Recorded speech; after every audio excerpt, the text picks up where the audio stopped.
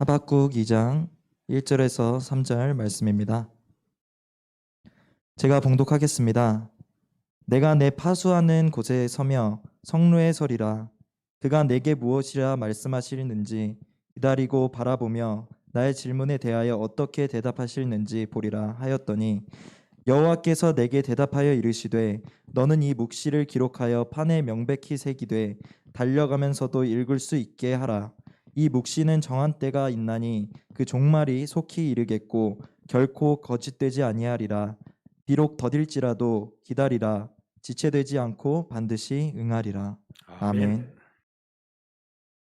대림절은 예수님 탄생전 4주간을 그 기간을 말하고 있습니다.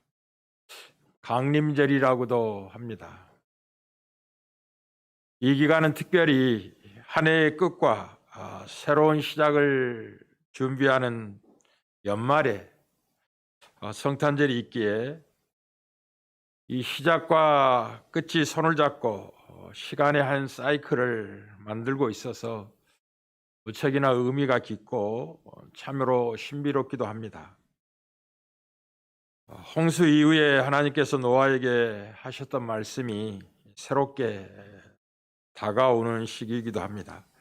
창세기 8장 22절에 땅이 있을 동안에는 심음과 거둠이 있고 추위가 있으면 더위도 있고 여름이 오면 겨울도 오고 낮과 밤이 쉬지 아니라고 하여 시간의 흐름에 따라 이 하나님의 섭리를 헤아릴 수 있는 조치를 하나님이 해 두셨습니다. 그래서 그 시간에 갈피에 깃든 하나님의 아름다운 손길을 볼 수 있다면 그는 영안이 열린 사람이며 행복한 사람일 것입니다. 시간 속에서 일하시는 하나님의 섭리의 손길을 보는 눈이 있다면 그는 영성이 아우러 탁월한 인물일 것입니다. 지금은 아기 예수 탄생을 기다리는 절기입니다. 막연한 기다림이 아니라 소망을 품은 기다림입니다. 성경이 말하는 기다림이라는 것은 아직 오지 않는 대상을 우리 삶 속에 모셔드리는 과정이기도 합니다.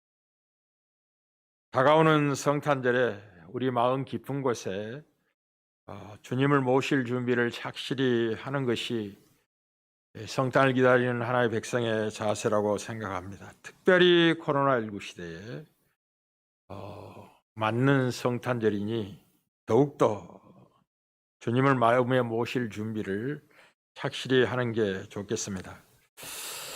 살아있는 신앙이라는 것은 종말론적 미래를 앞당겨 살아내는 삶입니다.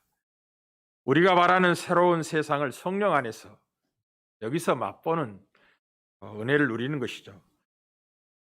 모든 사람은 시간과 공간이라는 이 밭에 씨를 뿌리는 농부들과 같습니다.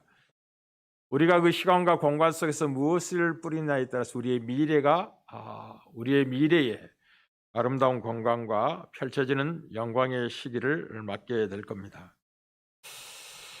이 방역 단계가 점점 강화되고 올라가면서 교회 모임이 점점 더 어려워지고 있습니다. 비대면 예배를 원칙으로 하고 에벨리안 제작이나 송출을 포함하여 시설 전체 20명 이내의 인원만 허용하는 조치가 이렇게 내려진 거죠.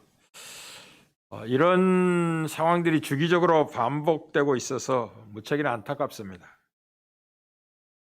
내일을 기약하기 어려운 현실입니다.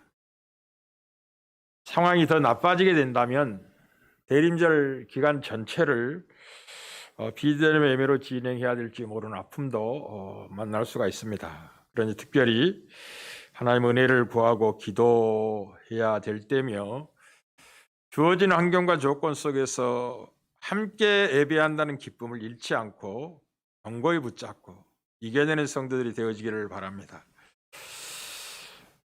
그러나 좋지 않는 이 비대면 시대를 원망하거나 불평할 필요는 전혀 없습니다. 왜냐하면 우리가 해야 할 일에 마음을 집중하면 되기 때문에 그렇습니다.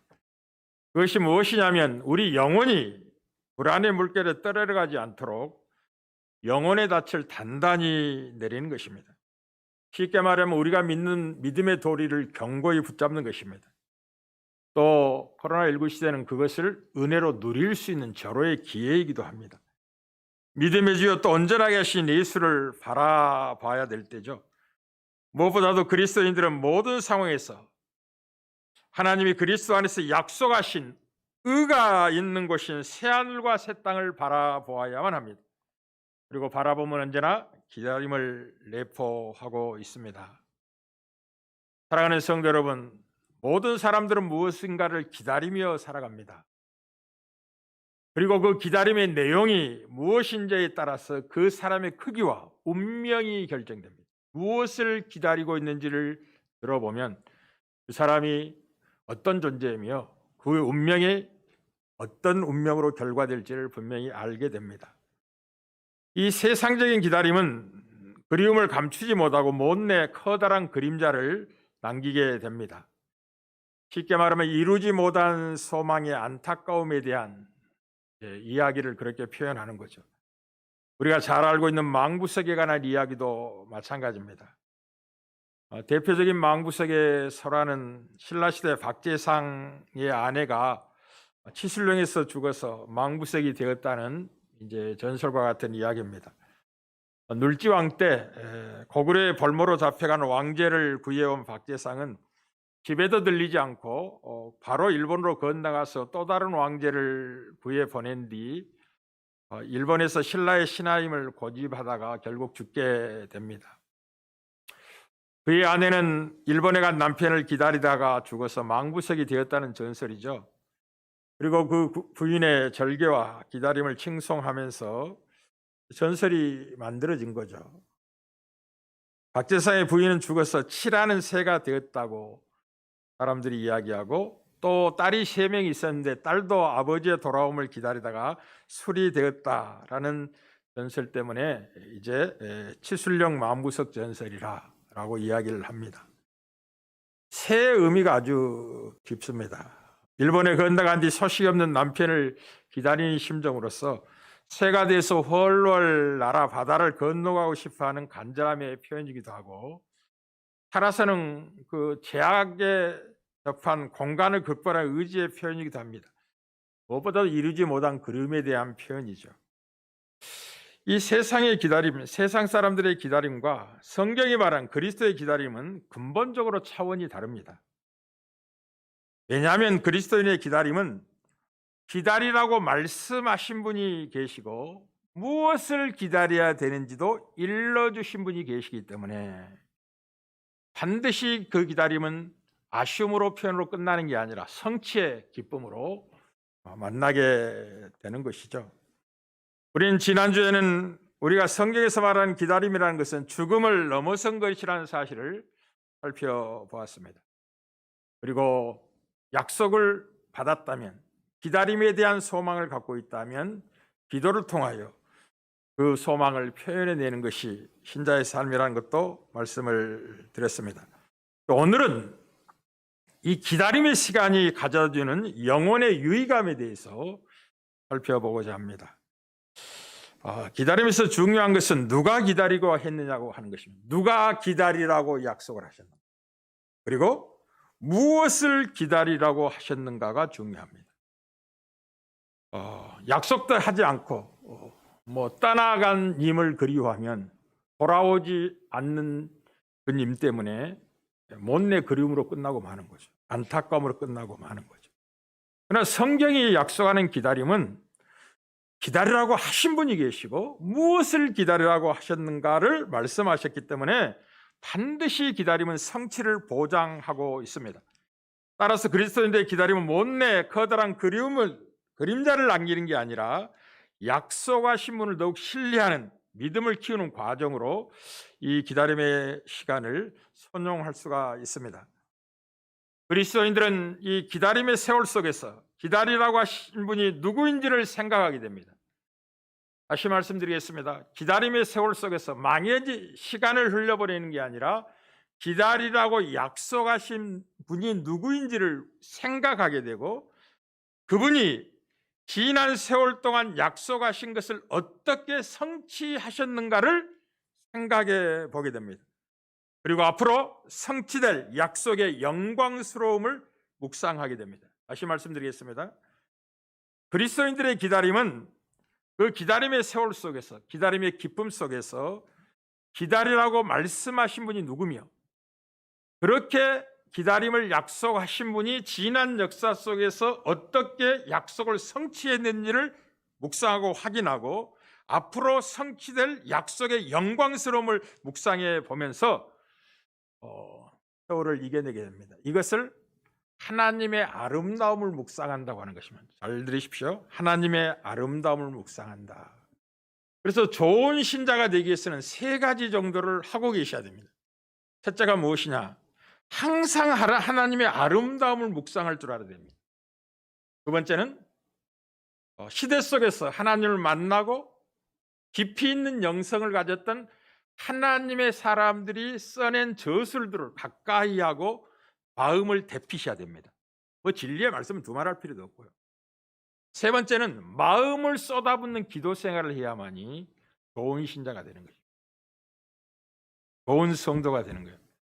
여러분은 이 세 가지 중에 어느 부분이 부족한지를 한번 점검해 보십시오. 아마 가장 부족한 것이 첫 번째일 겁니다. 하나님의 아름다움을 묵상하는 훈련이 잘 안 돼 있을 거예요. 하나님의 아름다움을 묵상하면 묵상할수록 그분을 사랑하게 됩니다. 자, 기다림의 세월 속에서 이제 우리의 영혼이 어떤 유익을 얻게 되냐면 약속의 내용보다도 약속하신 분을 더 사랑하게 됩니다. 다시 말씀드리겠습니다. 하나님의 아름다움을 기다림 속에서 묵상하는 자가 하나님을 더 사랑하게 되는데, 기다림의 세월 속에서 그 영혼의 유익을 어떻게 누리냐면 약속의 내용보다도 약속하신 분을 더 사랑하게 됩니다.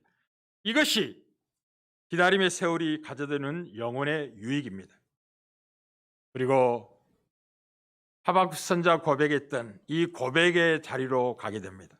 하박국 3장 17절에 18절입니다.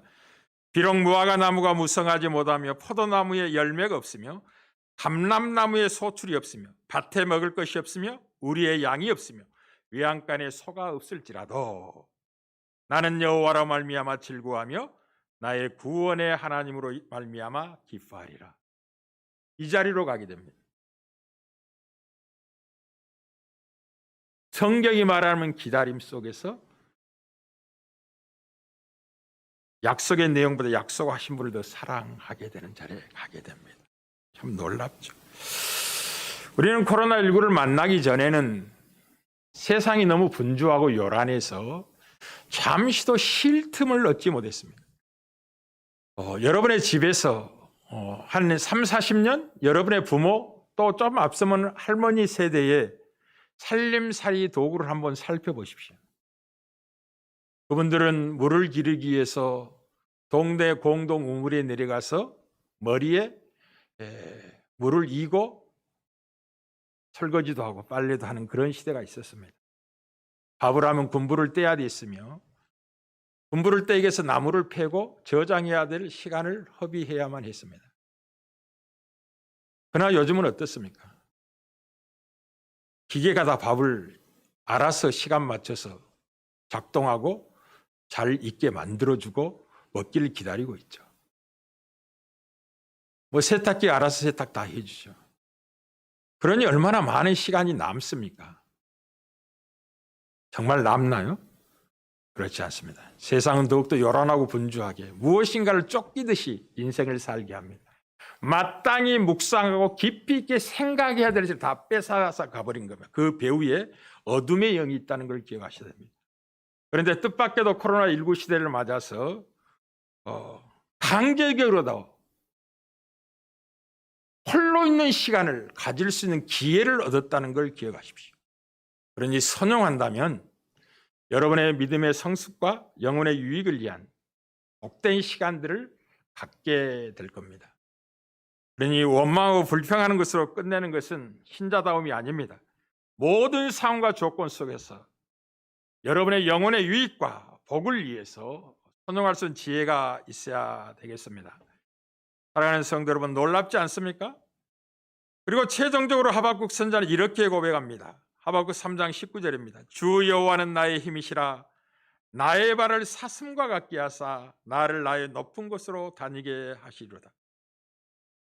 기다림은 우리로 하여금 기다리게 하신 분을 힘삼게 만듭니다. 다시 말씀드리겠습니다.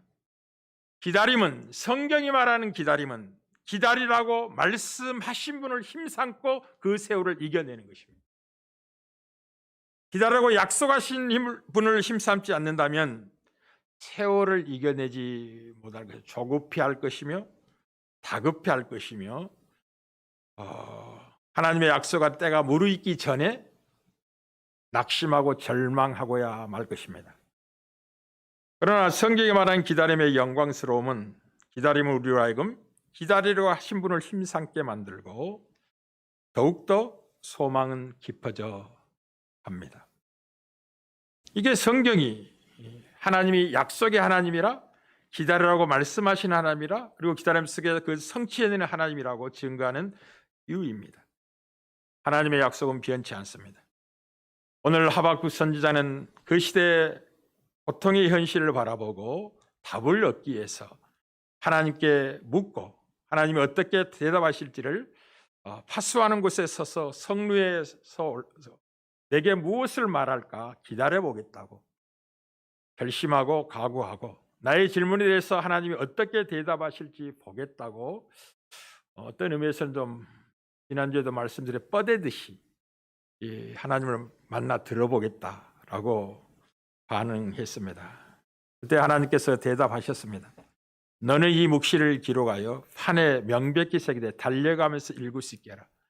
모든 사람으로 분명히 확인케 하고 알 수 있게 하라고. 왜냐하면 이 묵시는 사라지고 없어지는 묵시가 아니라 정한 때가 있느니 반드시 그 종말이 속히 이를 것이기 때문이라. 내가 때를 정했으니 그 때가 반드시 올 것이라고. 너희들이 생각하기에 더딘가 아닌가 라고 생각할지라도 기다리라고. 지체되지 않고 반드시 응하리라고. 하나님의 약속은 결코 거짓되지 않을 것이라고 말씀합니다. 인간의 약속은 남편이 아내에게 돌아올게, 몇 년만 기다리면 내가 반드시 성공해서 돌아오마 라고 성공을 약속하고 떠나지만 돌아오지 않는 남편 때문에 목이 빠진 여인, 망부세게 된 여인에 관한 이야기들이 미담으로 우리의 귀에 들려주곤 합니다. 그러나 하나님의 약속은 다르죠. 더딜 것 같이 보이지만 기다리면 반드시 응답하는 것을 만나게 될 것입니다. 그게 세상의 약속과 하나님의 약속과의 참이며 일반적인 기다림과 성경이 이야기하고 있는 기다림과의 뚜렷한 대조입니다. 살아가는 성도 여러분, 하나님의 약속은 변치 않습니다. 그리고 마침내 그 약속을 붙들고 살아가는 주의 백성들에게 성취의 기쁨을 누리게 하십니다. 물론 과정 속에 눈물이 있을 수 있습니다. 우리는 시편 126편 5절 6절에서 이 기다림의 그 절절함과 성취의 분명함을 시인이 이렇게 노래합니다. 눈물을 흘리며 씨를 뿌리는 자는 기쁨으로 거두리로다. 울며 씨를 뿌리러 나가는 자는 반드시 기쁨으로 그 곡식단을 가지고 돌아오리라고. 무엇을 전제하고 있죠? 하나님이 대사를 행하실 것인가를 믿음을 전제하고 있는 것입니다. 70년 바로의 포벨론 서갈에서 하나님이 남방의 시내들을 돌리신 것처럼 그 백성을 포로의 신분에서 자유와 해방을 허락하실 것을, 그리고 부분적인 해방이 완벽한 해방을 이루실 것을 바라보고 표현에는 기다림의 아름다움 아닙니까? 눈물을 흘리며 씨를 뿌리는 자는 과정이 마치 울며 씨를 뿌리러 나가는 것 같은 현실이 있다 할지라도 하나님의 약속은 반드시 기쁨으로 그 곡식단을 가지고 돌아오는 성취를 이루어낼 것입니다. 그리고 여러분들은 무엇인가를 기다리고 살아가는 인생들입니다. 그리고 그 무엇인가 기다림의 내용이 여러분의 운명과 여러분의 미래를 결정하게 될 것입니다. 그리고 다음 주에는 이제 신자가 기다림의 내용이 무엇인지를 살펴보도록 하겠습니다. 오늘은 기다리는 자에게 찾아오는 영혼의 유익에 대해서 여러분의 말씀을 드렸습니다. 그 유익은 기다림의 세월 속에서 약속의 내용보다도 약속하신 분을 더 사랑하게 되는 유익을 얻게 됩니다. 세월이 깊어질수록 갈수록 믿음은 견고해지고 소망은 뚜렷해지는 놀라움이죠. 세상의 기다림과 다른 것입니다. 우리는 믿음으로 구원받은 백성이며 믿음의 내용 속에는 소망이 내포되어 있다는 걸 기억하셔야 됩니다. 약속하신 분이 있고 성취의 때를 바라보며 반드시 이루어질 것을 믿고 힘있게 담대하게 완성의 때를 향하여 달려가는 걸음이 신자의 걸음이며 믿음의 용사들의 발걸음입니다. 여러분의 걸음이며 세월을 이기고 극복하고 살아가는 영광이기도 합니다. 올 한 해만큼 살아왔다면 약속했다가 한 해만큼 가까워졌음을 기억하십시오. 소망의 날이 더 뚜렷하게 눈앞에 밝히 드러나는 세월이 있다는 걸 기억하십시오. 거꾸로 가시면 안 됩니다. 세월이 감에도 불구하고 소망이 흐릿해지고 약속이 먼 것처럼 보여지는 것은 바른 신앙이 아닙니다. 참되게 하나님을 섬기는 게 아닙니다. 세월이 간 것만큼 믿음은 굳건해지고 소망은 분명해져서 먼 미래에 성취될 것이 눈앞에 확연하게 뚜렷이 붙잡아지는 것처럼 하나님을 경외하고 주를 기쁘시게 하는 복된 생을 사는 것이 참다운 신자의 삶입니다. 우리 꽃밖에 모든 성도들의 삶이 되기를 주의 이름으로 축복합니다.